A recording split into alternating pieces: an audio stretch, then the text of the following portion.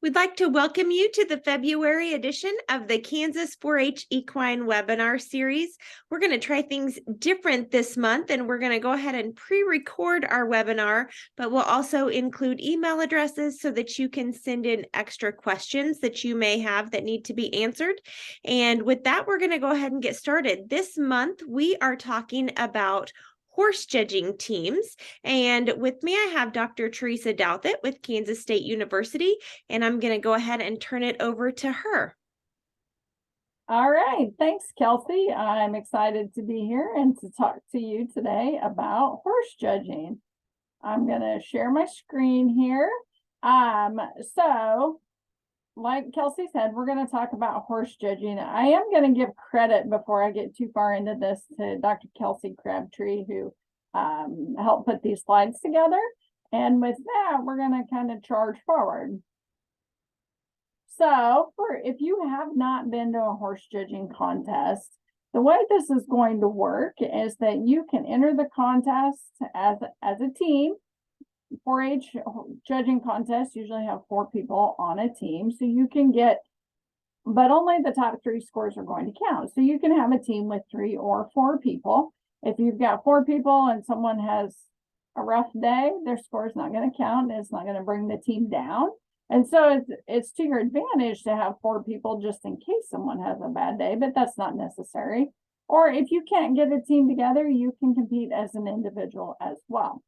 Regardless of whether you're entered as part of a team or as an individual, the contest is going to function the same way for you, because everything that happens in a judging contest, you do by yourself. You don't work with the team in judging these classes. Instead, you each judge them individually, and then at the end, your scores are added up to calculate the team score. Most horse judging contests have 6 to 12 classes. So in each class, you're going to have 4 horses. We would never ask you in a judging contest to judge 12 horses. There'll only be 4. And these could be halter classes where they're leading the horse, like you see in this picture here. Or it could be a performance class where the horse is being ridden under saddle. And if you're going to watch this and you're going to decide how you want to place it, who goes first, who gets second place, who gets third place, and who gets fourth place. If you place it the same way as the official committee, that means you placed it right. That's how they think it should be placed, and you get a score of 50. So after the class is over, the officials are going to turn in a placing. And let's just say, for example, their placing is 1, 2, 3, and 4. So they liked horse number 1 in first place, horse number 2 in second, horse number 3 in third, and horse number 4 in fourth. So we talk a lot in horse judging about pairs. So the top pair would be the horse that got first and second. The middle pair would be the horses that got second and third. And the bottom pair would be the horses that got third and fourth. Okay, so the officials are going to watch this class, and they're going to decide what they think is the correct placing. And let's just, for example, let's say they like the class 2, 4, 1, 3. That means whatever horse was wearing best number 2, that horse wins the class. It gets first place. Okay, the horse that was wearing number 4 gets second place. The number 1 horse got third place, and the number 3 horse got last. Okay, and then they're going to put cuts on it. In this case, for example, we're going to say the cuts are 1, 3, and 2. So if we look at this, the top pair, they thought should be 2/4, but they only cut it 1. When that cut is small, like 1, the officials think it is super close. And in fact, they might not have agreed with each other. There might have been some people in that official committee who really thought it should be placed 4-2. And so if it's cut 1, that means those officials thought it was super close. They're not going to argue with you if you switch it. And it's only going to cost you 1 point because the cut was 1. So if a perfect score is 50 and you just switched to the top pair, you would get a score of 49. Now, if we look at the middle pair, in this case, the officials placed it 4/1 and the cut was 3. Okay, if the cut is 3, that's a little bigger cut. And so they didn't think it was all that close. They really thought 4 needed to beat 1. And if you flipped it, it's going to cost you some more points. Okay, in this case, the cut is 3. It would cost you 3 points. If a perfect score is 50, you lost 3 points, you end up with a 47. In this example, with the bottom pair, the officials like the horses 1/3 with a cut of 2. So they thought it's close, but in general, they agreed that 1 should be 3. And so if you switch to that pair, it's going to cost you 2 points and you're going to get a score of 48. So if all you do is switch a pair, switch the top pair, switch the middle pair, switch the bottom pair, it's pretty easy to calculate your final score. You just take 50 minus whatever cut applies in that situation. Let's go through another example though, where maybe you did more than just switch a pair. Okay, so you're going to have, in a judging contest, you're going to have a card that looks something like this, where you're going to write in your name and number. You're going to put in which class it is. Is it trail? Is it age mares? Is it Western pleasure? You'll put that information in there, and you're going to judge the class. In this case, it's trail. You watch all the horses work their trail course, and you think the placing should be 3, 1, 2, and 4. So you're going to look at your card. You're going to find that placing 3, 1, 2, and 4. You like the 3 horse to win the class. You thought the 4 horse should go last, and you liked 1/2 in the middle. Okay, so you're going to circle that placing. And in this case, you would also write it at the bottom of your card. Okay, so you turn your card in when the class is done. They're going to, over the announcer, they're going to say, give your card to your group leader. You turn it in. And you go, you judge all the rest of the classes through the day, you give your reasons. And at the end of the day, you find out what the official placings were. In this case, we find out the official placing was 2, 4, 1, 3 with cuts of 1, 3, and 2. Well, holy cow, that is almost backwards from our placing. So this score is going to be a little harder to calculate. And I'm going to walk you through how to do that, because unfortunately for all of us, this happens at some point where you really, we call it busting a class. You really bust a class and you've got to figure out your score. So here's how you do that. It's not as hard as it might first seem. Okay, so you're going to start with your placing. You look at your placing and you say, I placed 3/1. Is that what the officials did? And we're just looking at those 2 horses, 3 and 1. And we look over here and we say, nope, they liked 1 better than 3. The cut between 1 and 3 was 2 points. So that's going to cost you 2 points. Okay, we've taken care of 3/1. Now we're going to look at 3/2, because you placed 3 above everybody. So 3/2. And we look at what the officials did. Did they like 3 better than 2? No, they did not. Not at all.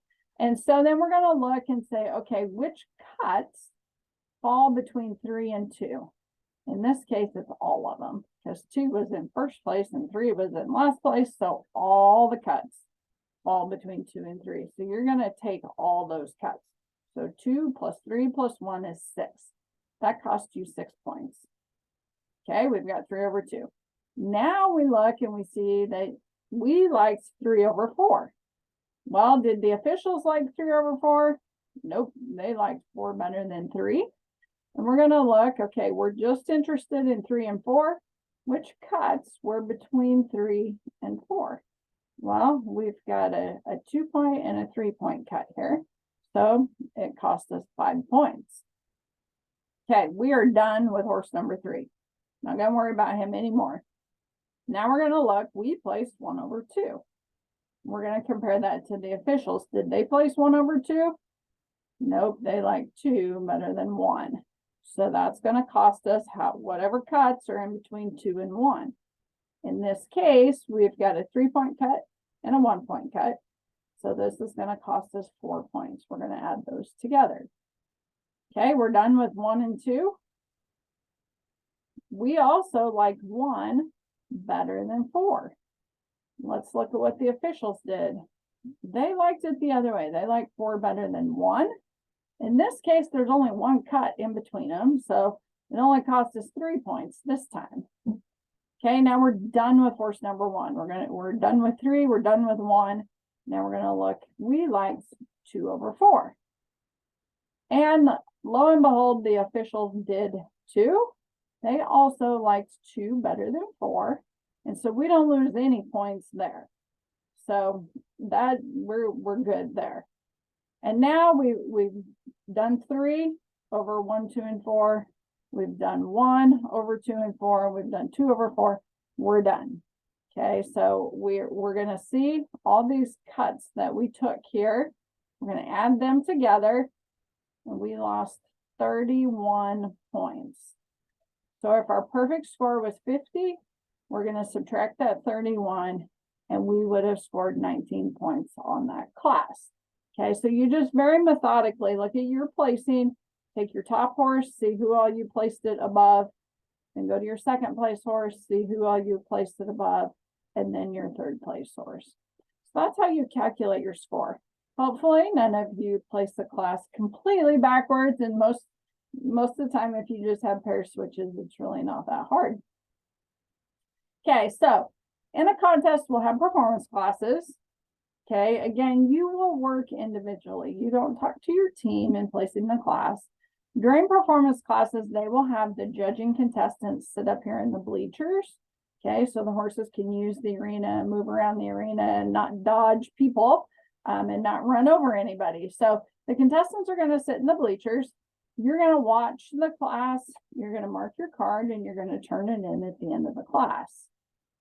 You might be watching English classes, Western classes, or ranch classes.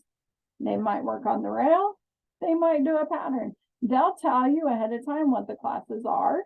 As well, if it's got a pattern, they will give you a copy of the pattern, so you know what horsemanship pattern or what reining pattern or equitation those riders are supposed to be doing. And different classes have different criteria as far as placing them. In all performance classes, how broke the horses is going to be important. How willing is it? How responsive is it to the rider? In some of these classes, the horse's quality of movement is important. If there's a pattern accuracy is important. In some classes, we're judging the rider's ability. And in some, it's going to be a combination of the horse and rider. So, this is where practicing ahead of time and learning about the different classes becomes important, so that you know what the criteria is and what you should be evaluating while you're watching these horses.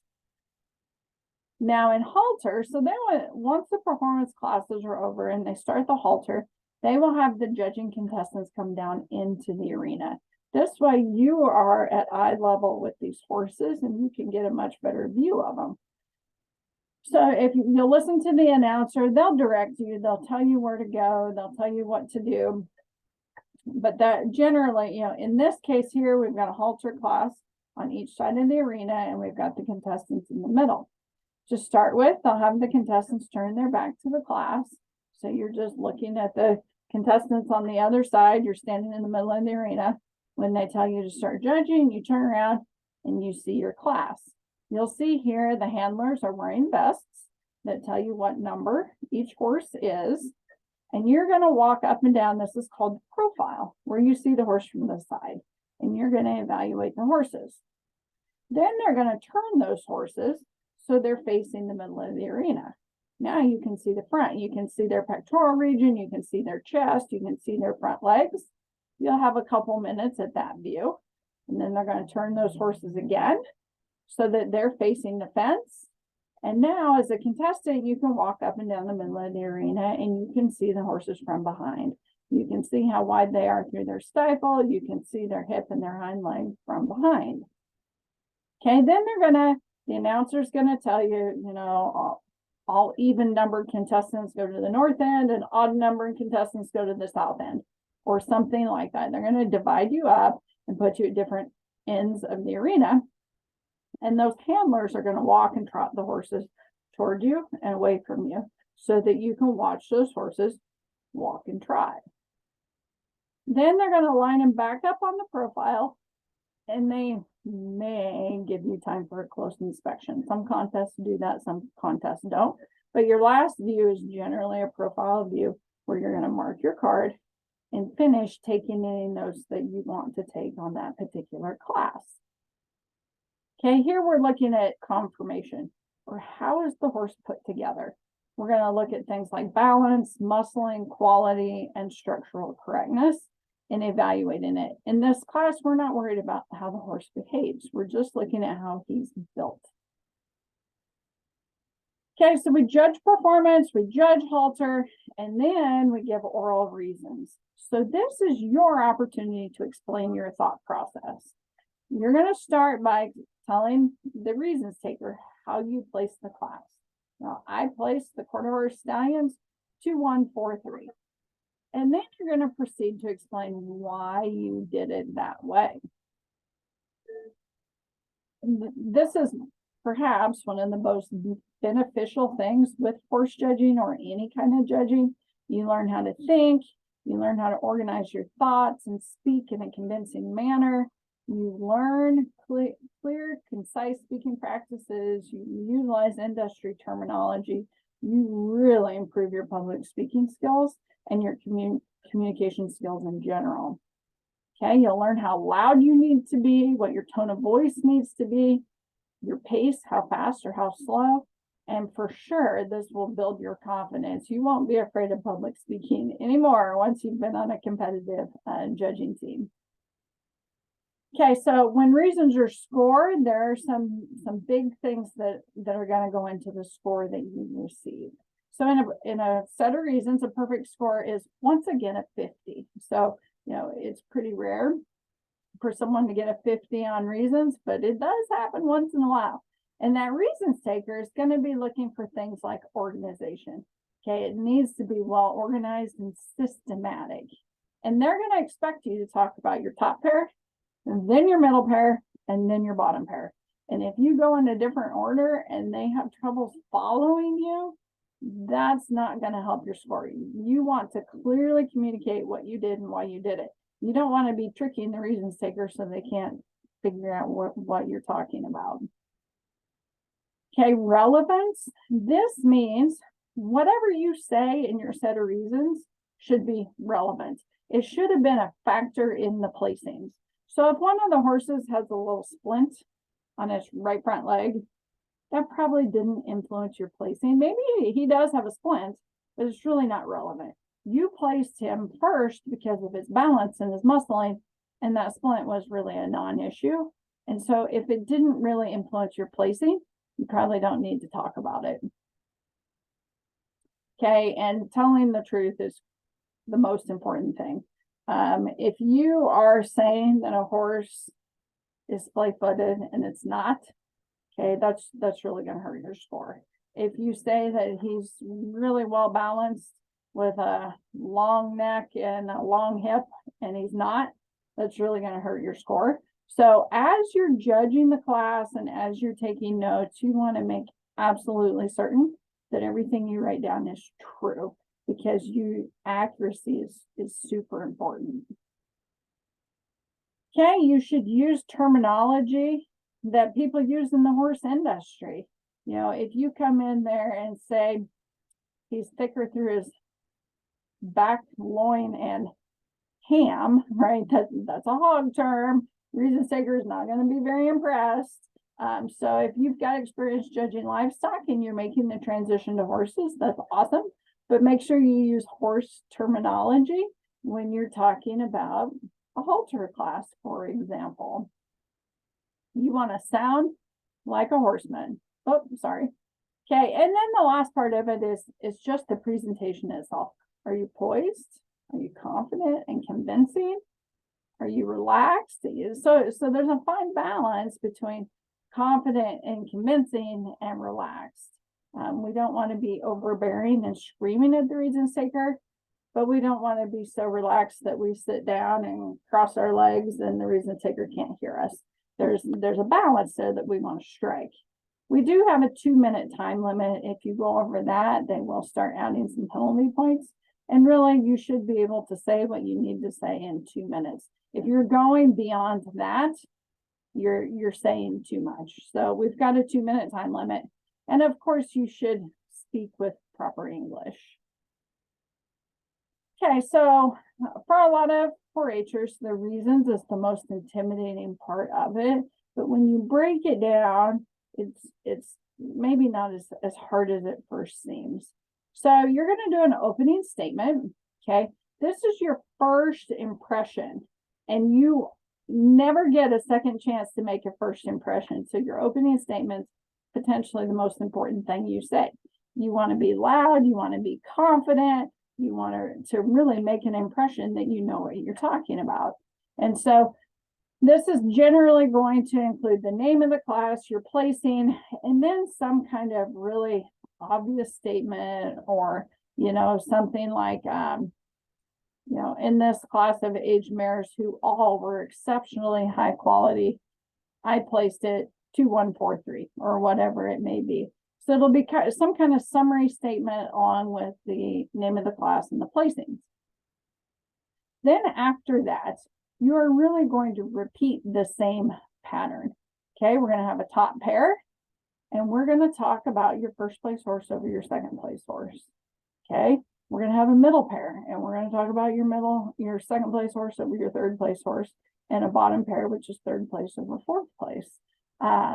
So we're going to repeat this pattern, and you really do need to go top pair, middle pair, and bottom pair.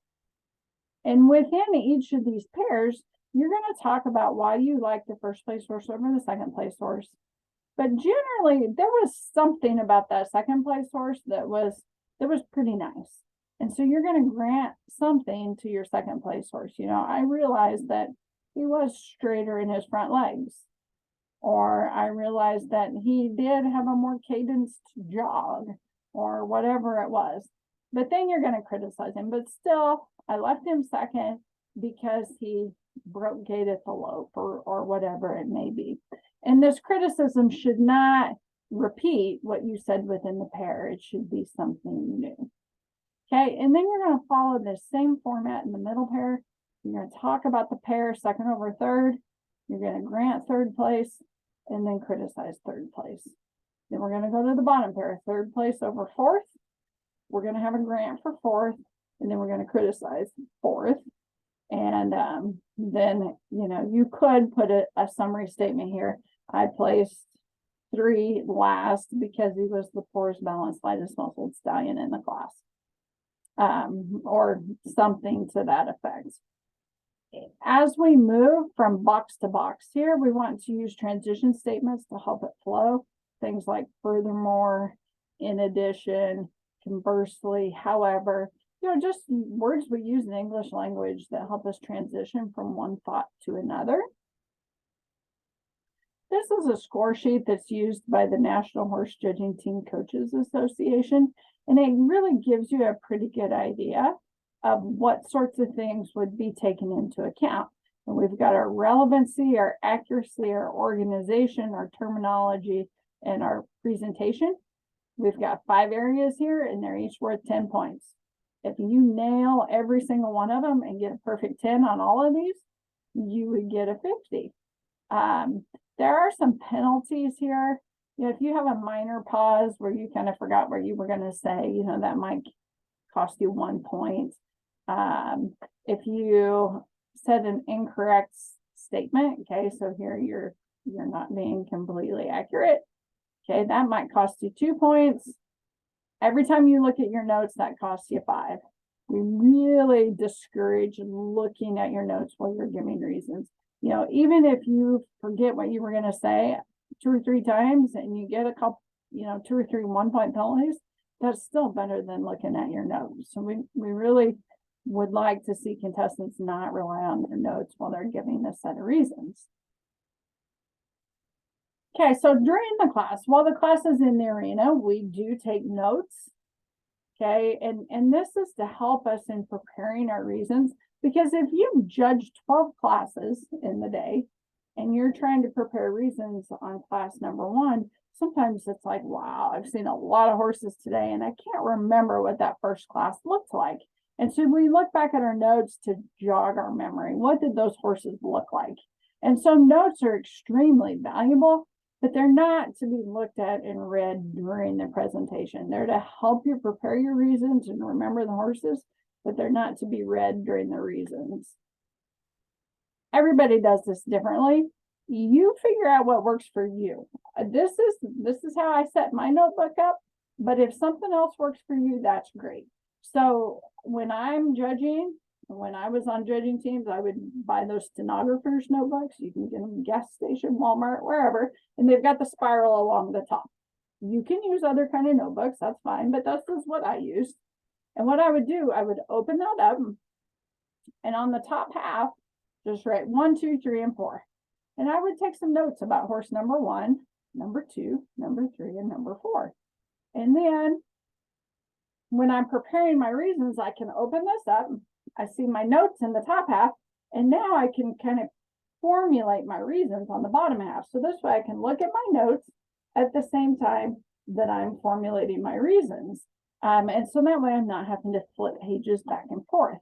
So when I set up the bottom half of my notebook, at the top, I'm going to write the class name, the placing, and if I've got an opening statement in mind, I'm going to write that there.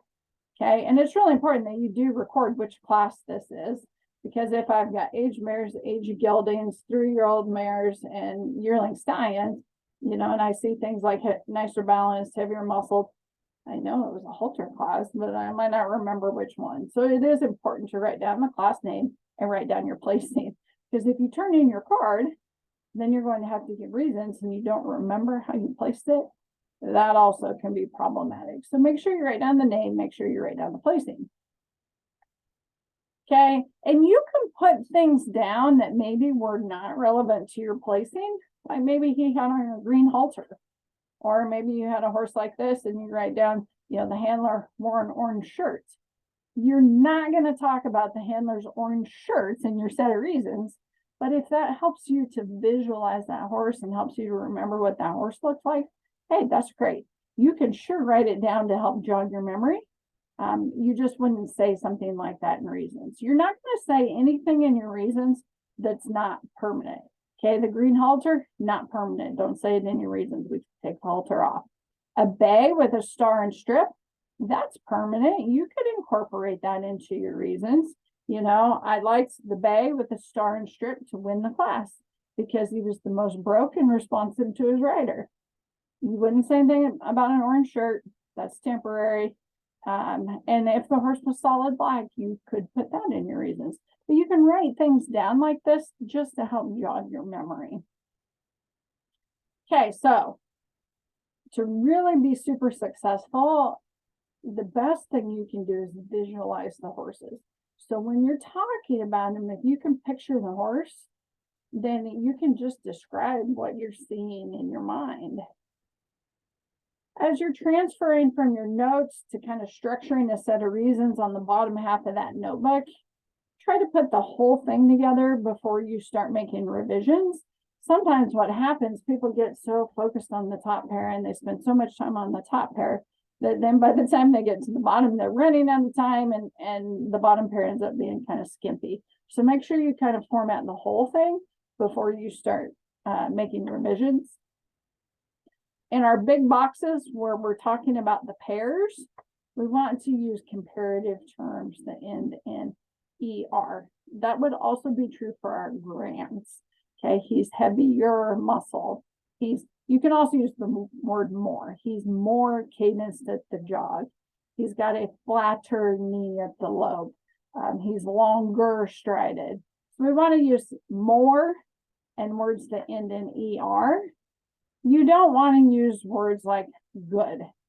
He's got a good jog. Well, what does that mean? Is it slow? Is it relaxed? Is it cadenced? Or is it long and ground covering? He's got a nice head. What does that mean?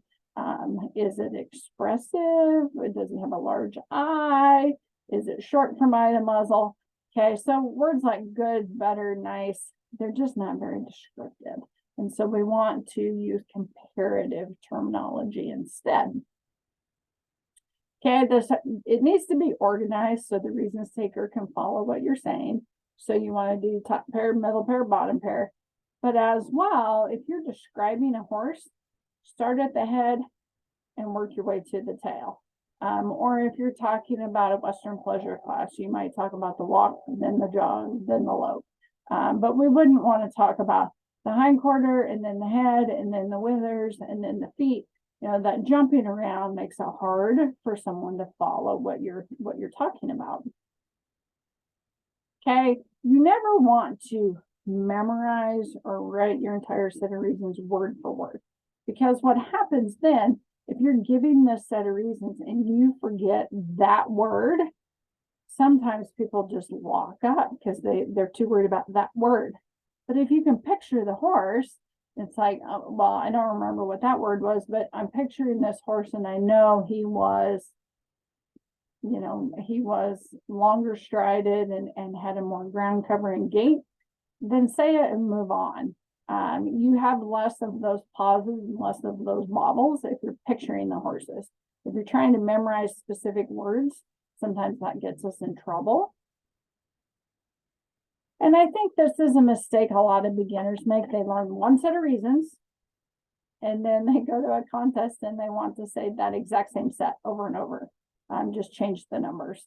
And what's going to happen is you're going to end up lying about 3/4 of the time, because every class is different. And if you say you started with the heaviest muscled horse every single time, there are going to be times when the heaviest muscled horse doesn't win the class. And so you need to do a separate set for each class. Okay, when you're going to give your reasons, you should stand 4 to 5 steps away from the reasons taker. You don't want to be standing right on top of them so that they feel like you're spitting on them, right? You want to be far enough back that if you lean forward and reach your hand forward, you would not be able to touch them. But you need to be close enough that they won't be able to easily hear you. Okay, so 4 or 5 steps away would be perfectly appropriate. You need to dress professionally. This picture is one of our K-State judging teams, and this is what they wear when they judge. You know, the guys are going to wear slacks and a suit coat and a tie, and the girls are going to wear nice pants as well, and a shirt and a blazer. And so for national type competitions, this is how we would dress. Now for a local competition, you know, you guys have local events at the county level, you know, nice jeans and a button-down shirt might be appropriate, but you probably should not show up in tennis shoes and ripped jeans and t-shirts. Okay, we want to give the impression that we are professional and we take this seriously, and we're going to dress to reflect that.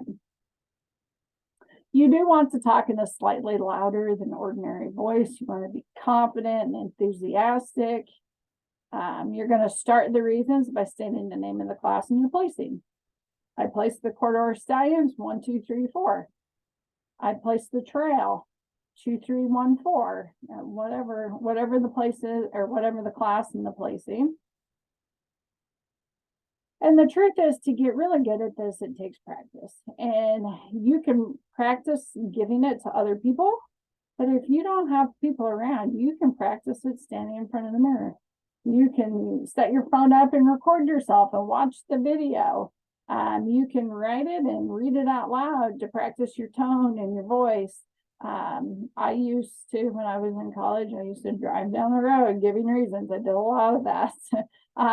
So, you know, you don't always have to have a coach sitting there to listen.